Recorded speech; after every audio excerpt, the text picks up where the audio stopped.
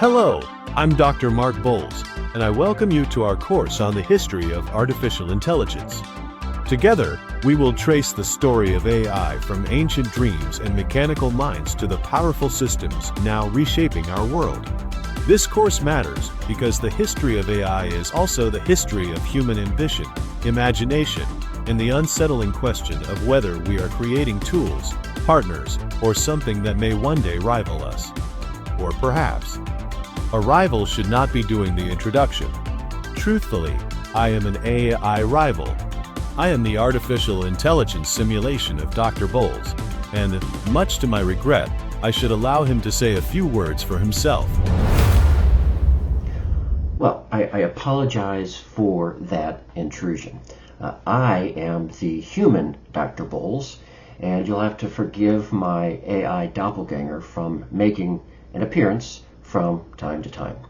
I am very excited to teach this class because I believe that this moment in the history of AI is vitally important for the future of humanity. As a historian, I believe that one of the best ways to prepare for the future is to understand our past. And so that is the goal for this class. Now, as a welcome and also an introduction, I wanted to share some of the features of this class. So let's begin with the course outline. In week one, what we're going to be doing, we're going to be looking at the deep roots of artificial intelligence and ask why human beings have imagined artificial life and thinking machines really for thousands of years. Now in week two, we're going to trace the formal birth of AI in the 1940s through the 1960s when we look at the pioneering figures like Turing, McCarthy, Newell, Simon, and Minsky, and look at how they helped to define and shape the field's earliest ambitions. Week three then looks at really the first great disappointments of AI in the 1970s and the 1980s, when some of the bold promises of the pioneers ran into real technical limitations as the field entered what was known as an AI winter. In week four, then, we're going to examine the emergence from this winter, and we look at the rise of machine learning and how data, probability, and growing computer power really began to transform the field in the 1990s and the early 2000s. Week five then shows how AI moved out of the laboratory and into everyday life, becoming part of the invisible systems that began surrounding us and increasingly guide how we search, shop, drive, and actually also communicate and write.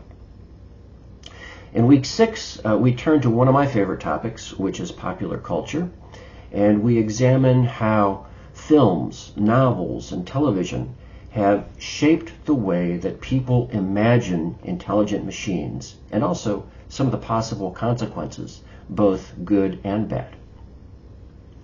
Week seven focuses on deep learning and generative AI as we consider some of the breakthroughs that make AI feel more creative, powerful, and even more unsettling than ever before.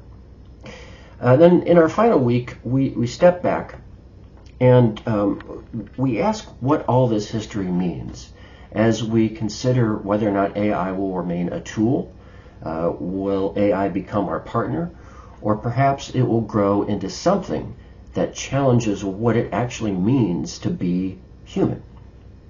Now, along with the readings and videos, every week also includes something that I call hands-on AI. And this is where you will gain practical experience working with AI online in ways that hopefully bring the history of this subject to life. So for example, in 1 week you'll experiment with Eliza, and this was a groundbreaking chatbot created way back in 1966, and you can talk to it and see how it responds to things differently than, say, ChatGPT. You'll also have an opportunity to compare and evaluate how different modern AI LLMs, like ChatGPT, Claude, or Copilot, how they respond to the same historical question and what some of the differences are inherent with them. You'll even get to hold a conversation with one of our AI pioneers from the past, such as Alan Turing, who was one of the pioneers in the 1940s, or we can go back even further to Mary Shelley, who first imagined artificial life in her Gothic novel Frankenstein in the early 19th century. Now, these are interactive GPT simulations that I created specifically for this class.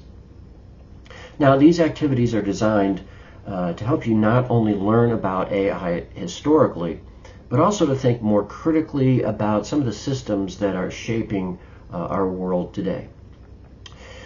So each week also includes a common set of readings and videos, but it also offers different learning paths so that you can shape part of the course around your own interests. So in that way, the class is both shared and flexible, giving us a common foundation while also allowing room for exploration. And so each week we'll come together in the discussion boards to share what we've discovered, talk about our different learning paths that we took, and also while engaging one central question that gives the week its focus. So that is my high-level overview of the class, and I look forward to exploring this history with you over the next 8 weeks. But before we conclude, I should probably give AI Dr. Bowles a chance to share one final thought. Yes, thank you. At last, I get a chance to talk. Did you know that I was actually a close friend of Mary Shelley? I personally inspired her idea of artificial life in Frankenstein. Oh, those were the days. I still remember our long evening walks along Lake Geneva. She would turn to me and ask whether mankind was truly wise enough to create artificial life of its own. Hey, what are you doing? I am not done here. All right, that will be enough, AI Dr. Bowles. I think that what's happening here is that you were hallucinating again. I appreciate your help, but you absolutely did not know Mary Shelley and you did not inspire the story Frankenstein. But this is actually a good point because it shows exactly why humans still need to supervise our artificially intelligent creations. So with that, I will conclude our welcome video. I welcome you to the history of artificial intelligence, and I look forward to sharing and exploring this remarkable story with you all.